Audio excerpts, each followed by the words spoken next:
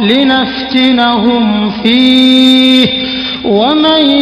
يعرض عن ذكر ربه يسلكه عذابا صعدا، تاکہ اس کے ذریعے ان کو آزمائیں، اور جو کوئی اپنے پروردگار کی یاد سے منہ موڑے گا اللہ اسے چڑھتے ہوئے عذاب میں پرو دے گا۔ وَأَنَّ الْمَسَاجِدَ لِلَّهِ فَلَا تَدْعُوا مَعَ اللَّهِ أَحَدًا، اور یہ کہ سجدے تو تمام تر اللہ ہی کا حق ہیں، اس لیے اللہ کے ساتھ کسی اور کی عبادت مت کرو۔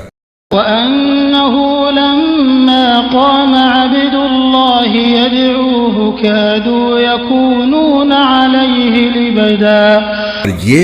کہ جب اللہ کا بندہ اس کی عبادت کرنے کے لیے کھڑا ہوا تو ایسا معلوم ہوا جیسے یہ لوگ اس پر ٹوٹے پڑ رہے ہیں۔